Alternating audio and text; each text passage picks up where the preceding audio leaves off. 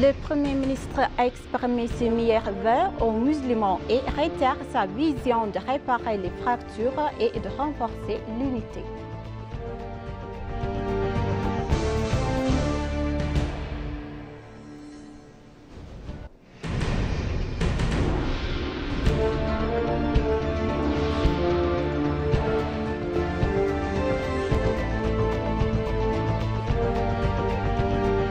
Le développement de corridors dans la capitale permettra un développement urbain structuré, architecte Fasil Gauss.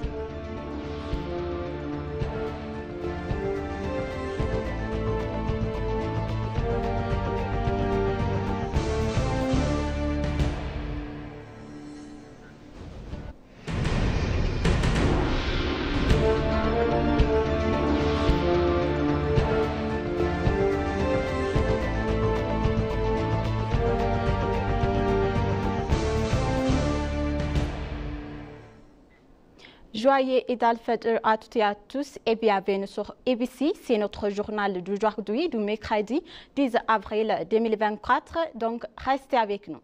Les musulmans éthiopiens célèbrent aujourd'hui 1445e Eid al-Fitr. Les musulmans éthiopiens de tous les pays célèbrent aujourd'hui Eid al-Fitr, qui marque aujourd'hui la fin du mois du jeûne du Ramadan. Les musulmans ont défilé en grand nombre vers le stade d'Addis Ababa pour célébrer le 1445e Eid al-Fitr. Le président du Conseil suprême des affaires islamiques éthiopiens, Cheikh Haji Ibrahim, ainsi que de nombreux autres pères religieux et membres de la communauté diplomatique et autres invités ont été assistés aux prières du matin.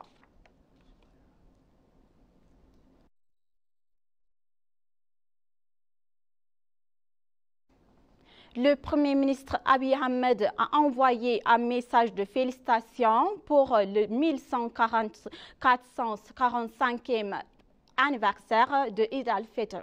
Le Premier ministre Abiy Ahmed a, dans son message aux musulmans célébrant l'Eid al-Fitr, a réitéré la vision de l'utopie de réparer les fractures historiques, de renforcer l'unité multilatérale. Donc, le Premier ministre a salué les bonnes actions démontrées au cours des mois du Ramadan. Les mois de Ramadan qui vient de se terminer a été paisible et nous avons aidé les pauvres, les nécessiteux. C'était un mois où nous nous sommes soutenus mutuellement et les Éthiopiens de différentes confessions ont montré leur unité multinationale. Il a rappelé les difficultés auxquelles les pays est confrontés, assurant que ces obstacles ont donné la nation de leçons qui l'aide à surmonter les défis ensemble. Il a ajouté comme un bon musulman qui utilise la bénédiction, le pouvoir spirituel et les capacités acquises pendant le Ramadan pour se plonger jusqu'au prochain Ramadan. Nous devrons utiliser les valeurs que nous avons acquises au cours du mois pour nous permettre d'atteindre le prochain chapitre où nous nous assurons la prospérité. Abiy Ahmed a souligné que la paix, le pardon et l'amour sont nos valeurs et que l'objectif principal du pays est de surmonter les défis contemporains avec les synergies et le pardon. En outre, selon le Premier ministre Abiy Ahmed, la vision de l'utopie consiste à repérer les fractures historiques et à renforcer l'unité multinationale qui garantirait à la destination de l'utopie une prospérité globale.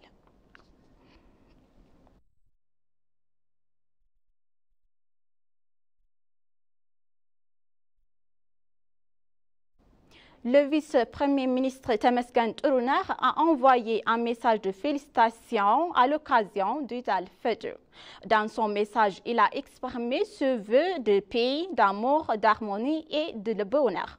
Le mois sacré de Ramadan que vous avez passé dans le jeûne et la prière s'est achevé dans le respect mutuel qui a, selon lui, renforcé la solidarité et la fraternité à tous les niveaux.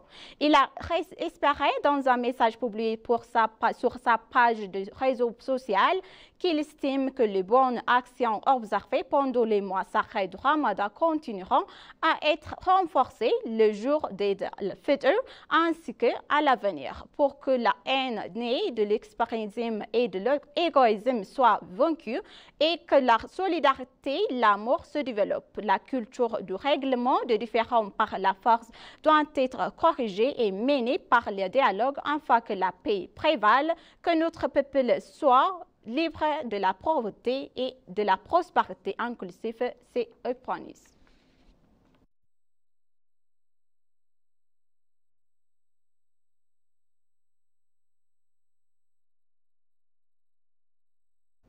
Plus d'1 milliard de beurre sont obtenus grâce à des produits subventionnés à l'importation en outre-mois. Le parc industriel d'Arati a gagné plus d'1 milliard de beurre grâce aux produits de subvention aux importations au cours des 8 derniers mois, a annoncé la Société de développement des parcs industriels. Le parc industriel d'Arati, qui est l'un des centres d'investissement gérés par la Société de développement des parcs industriels, a sécurisé ses revenus en proposant divers produits fabriqués par le parc sur le marché intérieur au cours des 8 mois de l'exercice budgétaire éthiopien 2023-24, ont indiqué. Zemen, directeur adjoint de la division promotion des investissements et marketing de la société, a dévoilé que plus de 19,4 millions de dollars ont été économisés dans la production de divers produits de subvention aux importations dans le parc industriel. Zemen a également souligné que plus de 12,5 millions de dollars de liens commerçants ont été créés au cours des 8 derniers mois grâce à la fourniture de ressources et de matières premières aux fabricants de la région environnante. En plus des liens avec le marché du remplacement de l'importation, plus de 830 nouveaux emplois ont été créés pour les citoyens et désormais plus de 1500 citoyens ont des opportunités d'emploi dans le parc.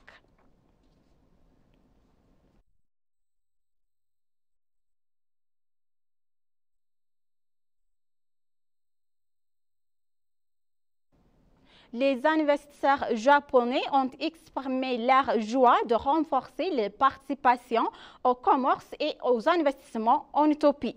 Les investisseurs japonais ont exprimé leur intérêt à renforcer leur participation au secteur du commerce et des investissements en Éthiopie.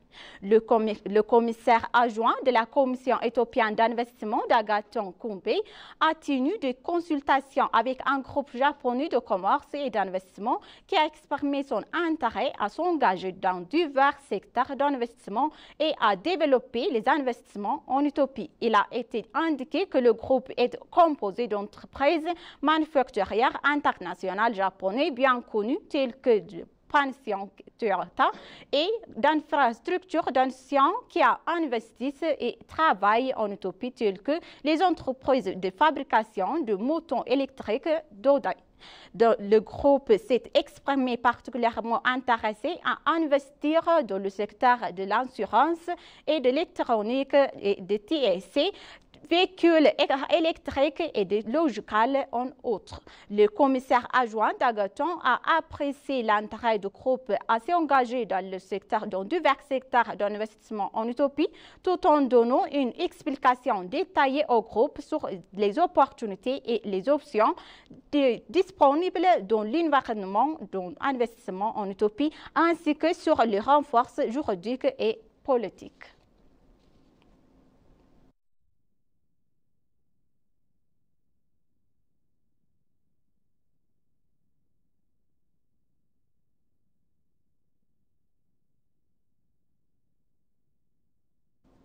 Fasil Georgis, le directeur du développement d'études du patrimoine urbain et architectural de l'Université d'Addis Ababa, a déclaré que le projet de développement du corridor en cours à Addis Ababa rendra la ville intéressante et attirante ainsi que conviviale pour les habitants et les touristes. L'architecte professeur agéré Fasil Georgis, lors de son entretien avec ABC Cyber, il a souligné que le projet de développement de corridors jouera un rôle plus important dans l'amélioration du niveau de la ville car il inclura le cyclisme et d'autres activités créativités, productives et sportives. Le responsable a déclaré que si des bâtiments étaient construits dans le cadre de travaux de développement de corridors, cela apporterait un niveau en vue de approprier sur la ville. Ils ont souligné que les villes peuvent avoir un développement urbain plus structuré et devenir plus intéressant.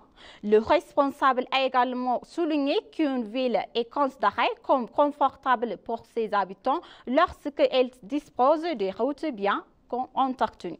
L'architecte professeur Fasil Giorgis a affirmé que ce qui différence Addis Ababa des villes des autres pays, c'est qu'il s'agit d'une ville africaine et diplomatique. Il a expliqué que de nombreux pays africains dépendaient des besoins et leurs dirigeants coloniaux, mais qu'Addis Ababa se trouvait dans une situation différente. L'architecte Fasil Giorgis a également déclaré que puisque les pays ont leur propre structure urbaine, le développement de corridors devrait prendre en compte les liens historiques et le patrimoine.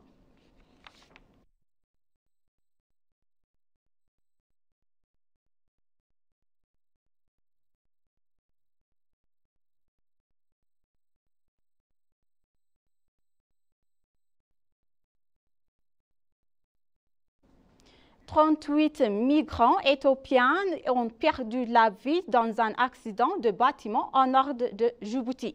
38 migrants éthiopiens sont morts lorsque d'un bateau transportait des migrants vers le Yémen a coulé la dargue de Djibouti. L'ambassade éthiopienne à Djibouti a annoncé que 38 migrants ont perdu la vie lorsque le bateau transportait 30 migrants éthiopiens vers le Yémen a achéré près de la côte de Gordera et au nord de Djibouti. Il a indiqué que la mission fédérale de Djibouti s'est rendue sur la place après l'accident, enquête sur les causes de l'accident. La mission a exprimé sa profonde tristesse face à cet incident tragique. Il a souligné que les voyages illégaux de Djibouti vers les pays du Moyen-Orient sont très dangereux et entraînent constamment de pertes de vie parmi des citoyens.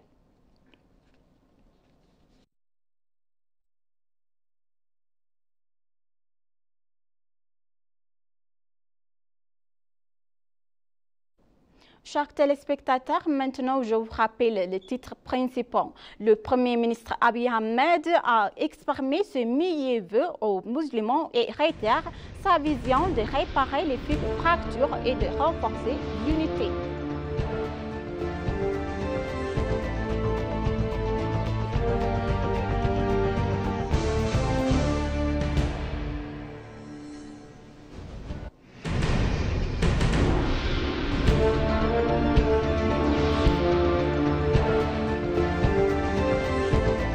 Le développement de corridors dans la capitale permettra un développement urbain structuré, a déclaré l'architecte Fasil Giorgis.